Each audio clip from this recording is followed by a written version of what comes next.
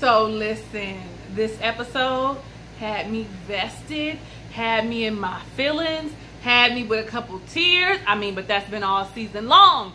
I am your girl, Talisa Rae. What's up? How you doing, Ray of Sunshines? We are reviewing Claws, season number 2, episode number 9, Till Death Do Us. If it's your first time visiting my channel, what up, though? Go ahead, click that red subscribe button to become a Ray of Sunshine. And I know that you're clicking the notification bell so you're alerted of the videos I upload going forward. Yes? Good. So I know I owe y'all number 8. And if you ain't pressed for it, I'm not going to go back to it. I mean, I recorded it, but it was 30 minutes. And I was like, what the fuck? Anyway, if you press for it, I'll go ahead and upload it, okay? Y'all let me know down below in the comments. Well, when we open up this episode, baby honey, Desna is learning to shoot a firearm all up at the fire range. Like, yes, bitch, I'm here for it. The dress she had on was everything. Did y'all like that dress? I loved it. Anybody want to send me something? I'll put my P.O. box down if you want me to. Anyway, well, she's not doing such a good job. And here comes Roller, honey, to show her exactly how to shoot a gun. Gets it, nails it.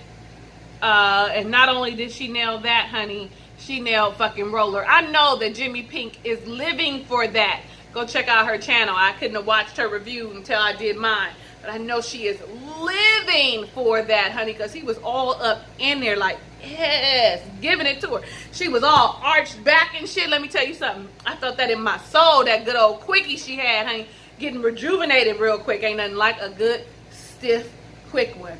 I digress.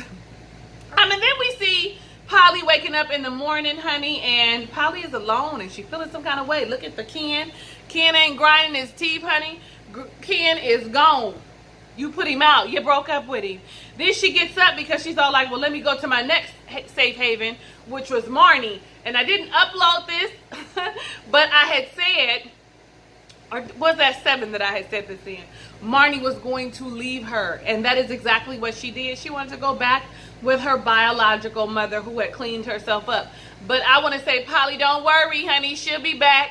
She'll be back because she ain't that clean. We talking about Claws. They like to flip that shit up and down and around. And when she notices that Marnie is gone, honey, she begins to hyperventilate. Can't breathe. Can't find her asthma pump. I didn't even know she had asthma. Got to calling Marnie and then the fucking door knocks. And who is it? But her sister Lillian. Her twin sister Lillian. And it's so funny. I don't believe, what is the actress's name? Let me know down below in the comments. I love her from other things, but I cannot think of her name to save my soul right now. But she doesn't have a twin in real life. At least I don't think she does. But she doesn't, because that was a split screen. We saw it. But the bitch is a great actress, okay? Like, all the way. This is why this episode shows you why I love Polly so much. Not just her character, but damn it, what is the woman's name as an actress? Anyway, she kind of shuns Lillian away, like, go away, I don't want you here, go away. Tell me where you staying, at what hotel, and I'll see you there. I'll come and visit you. It was almost like she was afraid of her sister. And Lillian seemed like, you know, she was more with the business. Like, Polly is all square and simple and nice, but Lillian looked like she was more with the business. She was in that town car, honey. I was like the old school, like 1980s one. I was like, okay, Lillian.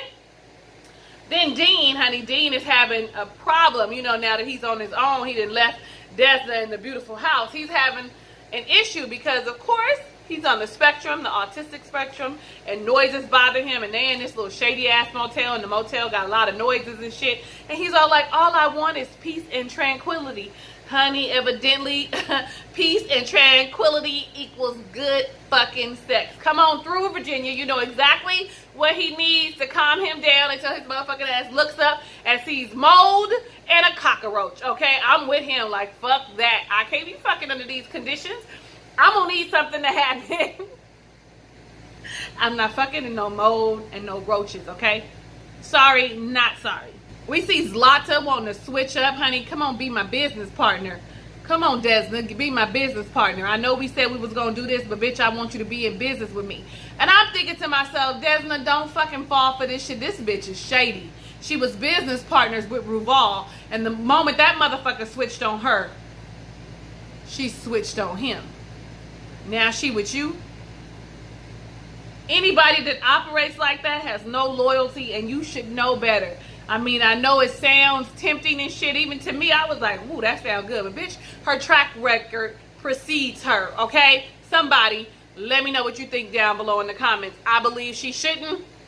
What y'all think? Oh, these nails, honey, is getting on my nerves. Next video, nails fixed. Then we saw Jen and Bryce showed Jen, you know, we moving to Tampa, showed this nice house and stuff. And she's like, can we afford that? He was like, yes, we can. I got a loan going on. But I kind of, for a second there, thought that Jennifer might have been having second thoughts about uprooting and leaving her girls. I did, just for like a glimpse of a second. But then she came back to reality, like, this is my man. I'm sorry for the noise, y'all. You know it's hot where I'm at, and so that's my little air condition, y'all. Roll with me anyway. So we see them in the nail shop, and I don't know what the fuck they were talking about. I can't even remember because I was so stuck on Polly and her breakdown with Marnie, and I was like, it's more than that. Why are you not telling them about Lillian? What's going on? Why aren't you saying anything? You know what I'm talking about? I was like, I'm not feeling right here.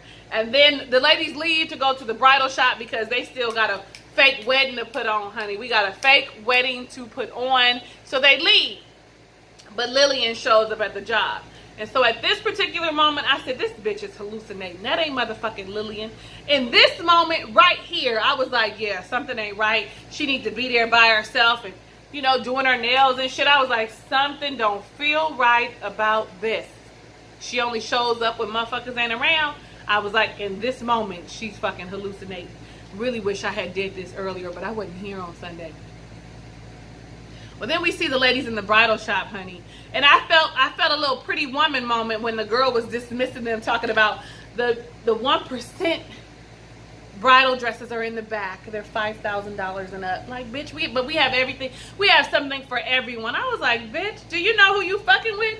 This bitch right here is second in command to the Russian mafia. She got some money, but better than some money, she had that motherfucker's black card. Why is you pretending like you don't want to go spend no money? Honey, Jennifer was like, well, let's just pretend because this is going to be over in a minute. Fuck that. The nigga going to kill you after. Remember, the nigga don't feel the way you feel about him. Or does he? Like, y'all, I really need y'all to know. I think that he does want her connects with the clinic and shit. And he did get in bed with Lotta, but I also feel like he does really have some kind of feelings for Desmond. I really do feel like that, but what the fuck do I know? Bitch is single in a motherfucker. Ain't nobody scooped me up. Well, they tell him, well, we using the black card. We finna drink up this champagne, run the champagne. Then the next thing you know, they come in, and here comes Madam in her wheelchair. And she's all like, hello, Desna. I'd like to see you in the dress that I sent you, bitch. Your dress has been burnt to a smithereen, bitch, like it was barbecue. It's up in the charcoal, blown in the wind with the dust. That dress is no motherfucking more. Desna was not playing any games. She didn't want to fuck with y'all. You know what I'm saying? Like, and I really feel like Madame knows that Desna is really bright and maybe on to them. So yeah, let's see how that turns out. I really think Madame Cheryl Lee Ralph is gonna be around a long time, even after they kill Ruval. Hold on. Desna tries on this one-piece jumpsuit, honey. Very Desna style attire, boobs out, honey. I was in love with the jumpsuit that she had on. I don't know if that's something that I would wear to get married in, but when you're a non-traditionalist, you wear what the fuck you want to wear. And it was cute on her body. Y'all know Desna's body is banging. Honey, they was in there thotting and popping, getting it, honey. Twerking and shit in front of Madame and all kind of shit. Madame was like, I'm not having that. Stop. This is nonsense. Try that dress on. Huh? I'm traditional. Like, bitch, hold up. So, you know, Desna follows suit, though. You know, shit, it's her money, really. Like, we know it's her money. So, then we see Uncle Daddy and the Dixie Mafia and the cousin are trying to figure out new businesses. What we gonna do with the new business. You can see right here that Roller is a little bit jealous of his cousin. His cousin got all the good ideas, and Roller is just coming up with some fucking taco truck selling oxycodone outside of the truck and shit, like some old bullshit. And then the cousin comes up with a rehab, honey. Let's do a rehab. We can get them high and we can get them recovered. Back at the bridal shop, Desna tries on this simple, elegant gown, and she has a say yes to the dress moment. I don't know how many of you have ever been married, and if you've been married, if you've had an actual wedding. When I picked out my wedding dress, when I got married, I had that moment where you look at yourself in the fucking mirror and you are the most gorgeous thing. Like, it fits you, it matches you. I had a mermaid style dress, and I did have a yes to the dress moment. That bitch acts her ass off. Them tears they was having is what we really had. My mama was crying, I was crying. It was just me and my mama, and it was like the third dress I tried on, honey. I didn't have to try on a whole bunch of dresses. My cousin was like, why wouldn't you take me with you? Like, I wanted to do that, honey. It was spur of the moment. I needed a dress. I was getting married in a few months, so I needed to go, and that's what we did. So Desna meets Ruval for wedding cake tasting. And, you know, she likes them all. They all taste so good. Well, cake is good, bitch. If you like cake, you like cake. And he's all like, we can have a dessert table. You can have whatever it is you want. She was like, I'm surprised that this hotel is still open, that we could get the date that we wanted. That nigga said, I own the hotel. I said, oh. See, bitch, you didn't talk too soon. Talking about you finna give up all the assets, sign over all his assets. Hold up. They don't love you like I love you. Slow down. Anyway, I was just like, bitch, if y'all gonna kill him, you don't need to sign over all the motherfucking assets. And at this particular moment, I'm thinking to myself, this is where Desna is starting to feel like maybe I should be business partners with Zlata. No, bitch, you shouldn't. Kill that bitch. Keep everything for yourself. Okay. Nonetheless, we see Polly, and Polly is going fucking crazy. Ken is coming up singing a song and doing the little fake flute and shit, and she sees Lillian. Lillian has arrived, and this is where we see that the bitch was hallucinating, because she starts yelling at Lillian, but Ken thinks she's talking to him until she pushes the air, which is Lillian, and that's when they realize it, and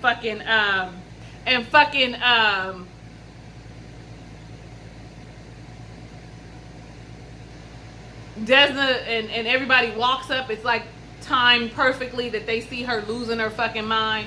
And of course, it seems like Desna knows more than what we thought she knew. I thought it was a secret. Like, why the fuck wouldn't you tell her? So then, honey, before this, or right around this, honey, I'm all over the place. But nonetheless, Desna calls Zlata and says, hey, does Ruval only own commercial properties? Bitch. And they start running down, and he owns the racetrack, and he owns the convention center and something else, and the tag of how much the shit was worth was down on the side. I was like, this nigga is loaded. Bitch, you finna give up all these fucking assets? Oh, okay, you want your life back, bitch. Oh, okay. You've been a criminal all this time, and today you decide, right now in this moment, you decide I'm getting out. Oh, okay, oh, like I would definitely be rethinking that shit. Jen and Bryce go to the bank. Now, we knew that them motherfuckers was gonna get denied for their loan. Bitch, you was a nail salon tech and you ain't got no job. They denied. Then they gave their little story, and it was touching. Had the lady crying, but she was like, motherfuckers, you still denied. Y'all niggas is still broke. And they did what you do when you upset and it's some shit you don't want to hear. I'm going to take everything, or I'm going to knock shit off your table. They took all the lollipops and the pens and shit. Bye. You still ain't getting approved. Jen said she wants another baby. Y'all, what the fuck she need a baby for? Can y'all afford them 2 babies if it was just the 2 of y'all and that was it? Probably not. Don't have no more babies that you can't afford. That's a PSA for everybody who wants to have a baby. That shit is expensive. Don't have no babies if you can't afford them. I feel like something biting me on my nose. Well, honey, Desna with her clever ass goes to the OBGYN office that Dr. Ruval owns. She meets one of the assistants or nurses for the first time, and she's happy and shit. Glad it was a sister, and I want to just drop this pre-wedding gift off. You know, it's a secret surprise. Honey, you know she clever. Went in there and looked up his assets That shit just kept going and going and going and going. And what she does know is that motherfucking what's her name? Zlatan has no clue that he owns all this shit. Like, he wasn't just playing you, Desna. He was playing Zlatan too. Bitch, you finna marry this man and his money. He ain't asked for no motherfucking prenup because he don't know that you know who he is. He ain't asked for no prenup, bitch. When he died, all that shit is yours. Fuck signing all them assets over, bitch. Kill that hoe too. Y'all can figure it out. Y'all forgive me. Am I being selfish? Possibly, because they played her and her feelings was hurt. Y'all act like y'all wouldn't be wanting to be getting no revenge, and bitch, this is all mine, and me and my girls are set for life. Fuck these nail shops. I could just live and have that shit running like it's been running. Like, hold up, they don't love you like I love you. Slow down, they don't love you like I love you. Okay, I've been saying that and singing that lately every time some shit been awry. Okay, it was a flop where fucking Roller had taken them for a potential for a rehab, okay? But they end up going to Hank's place. They like, oh, we could have, the cousin is like, oh, we could have the clinic on one end and the rehab on the next. And I'm all like, is that even legal? I mean, you don't want to have no fucking rehabilitation center next to a fucking clinic where they prescribing opiates. Like, maybe it's me. I don't think that shit would fly in real life, but we talking about claws. They go in there and they fucking strong arm Hank into giving over his deed for the building. And the building is not just his little worship center, right? His synagogue and his recreation center. But I believe the building also does include the nail shop. Like, he's the owner of the entire fucking building. So they strong arm him when fucking Bryce comes up. You know, they got the gun to it. Roller's got the gun to his face and shit. Like, you gonna sign it, you gonna sign it. Bryce is like, hold up, wait a minute, don't kill him. Hold on, because, you know, Bryce is trying to go back to old Bryce. You see, he got on regular Bryce clothes and not Roller gangster clothes, right? Roller hustler, Roller big dog clothes. He got on regular square ass Bryce clothes back to normal. And so he's really trying his best to not have that happen. Don't kill him, like it's not even worth it, right? I'm feeling better is what Hank had told them. Shit, until Hank said, I didn't think that you was, thank you, Bryce. I didn't think you would stop him, considering I've tasted your wife's sweet pussy. I was done. I was like, if this motherfucker don't kill him now, if you don't grab that motherfucking gun and kill him now, you's a sucker. Like, you, nigga, you first tried to steal her from me, gonna take her to fucking Israel. My nigga, now you gonna talk about my wife's sweet pussy because you done tasted it, and then you had a smug motherfucking look on your face. Oh, you got me fucked up. Like, big time fucked up. Like, y'all listen. Bryce was like, yeah, you got me fucked up. I think you forgot to sign something. Motherfucker stabbed him with that fucking flamingo pen. Like, my nigga, you will not be getting back up. Fuck you and whatever you thought I was. Because I'm that nigga. You talking about my wife. Now, he could be a square all day long. I'm going to tell you that. I don't mind if you a square, but you got to be able to protect me. And damn it, Bryce. Bryce, I'd run all over you. But you protected me, my name, my honor, and you was not about to look stupid. You was not about to look stupid, baby. I'm all for it, Bryce. Y'all, you a square, and you got some cojones behind you, you might could get me. I might run over you, though. Don't let me run over you. One of the things that Lillian said is that you're trying to recreate our relationship with the fake mother and with Ken. And I kind of agreed with her, knowing now that she crazy and that Lillian wasn't around. Like, you were trying, but I was the whole time like, what happened to Lillian? Where is Lillian? I mean, we've already determined, at least you guys, my Ray of Sunshine, a couple episodes ago, had determined that Polly had killed her. We know that's to be true. We're going to get to it now in just a second. She ends up having that fucking nervous breakdown and gets a 72-hour hold on at the hospital. Y'all know what that, y'all ain't never known nobody to have a 72-hour hold? That's mental health. We're going to keep you here for 72 hours, mental health. I ain't never had one, but I'm sure that I probably should have been on the 72-hour hold a time or two in my life, but the way God is set up and the way I got these kids, I can't just go on and break down. Nonetheless, this is when Ken says, I'm the one that had the wire. She broke up with me. I'm the one. It's my fault.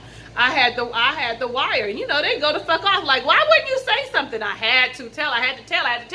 Why wouldn't you tell us? You old snitch nigga, that's really what you think. You old snitch motherfucker.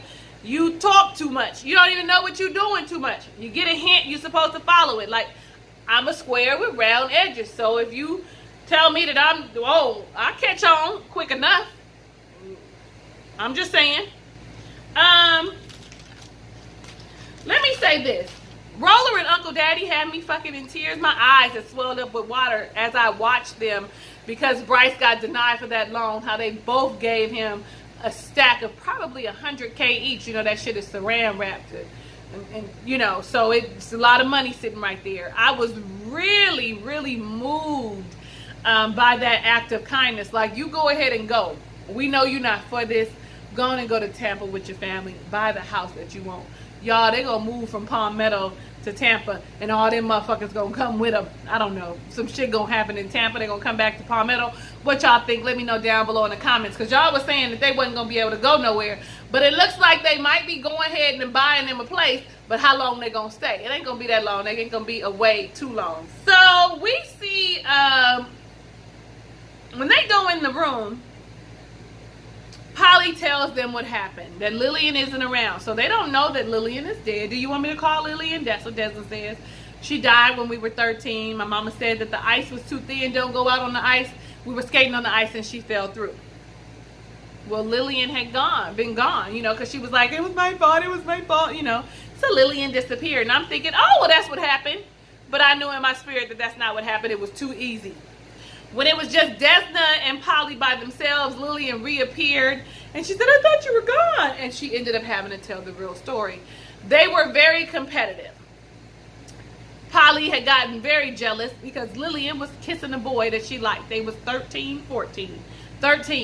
And she pushed her into the ice. And then watched her. Didn't help her for a minute. Very vindictive. Very, bitch, you kissing my man. Very primal instinct, sister or not, okay? Even though they were connected like they were, sister or not, it was a very jealous moment, rage, and when she tried to help her, it was too late. Do y'all think that Polly should be grief-stricken over killing her sister, or you think that, you know, it was just an accident, that you know, she's very remorseful? I feel like she's very remorseful from it. Like, she moved on, like she should be able to cleanse herself from it and forgive herself from it. And then she had that whole fucking I see your true color fucking dance routine with her sister, and then I guess that means now she's been released because she has been honest with herself. And in the moment though, before that, her and Polly have a really honest moment. Because Polly's like, we only gonna be ordinary. We want to be all these extraordinary things, and I had all these amazing things, but she's right, I'm only gonna be ordinary. And Desmond was right. Polly, you were not ordinary by any means necessary at all, okay? And you're amazing, and we're both criminals, so we're gonna fucking do what we know how to do, what we're really good at. And being a good criminal, honey, is not something that is easy to do. I also want to say that Virginia, honey, is amazing and perfect for Dean. Went in and cleaned that shit up so that they could have peace, so that he could feel comfortable, labeled all his shit like she wanted to. And then Desmond came, and I cried again because, you know, they had their moment of, I'm proud of you, Dean, and he's gonna walk her down the aisle next episode. I'm so excited to see this fucking wedding. I don't know what to do with myself. Let me know what you think about this entire episode down below in the comments. I am your girl, Talisa Rae. Thank you so much for watching my review of Claws Season 2, Episode number 9, Till Death Do Us. Hugs and kisses and lots of love. I'll see you on the next video.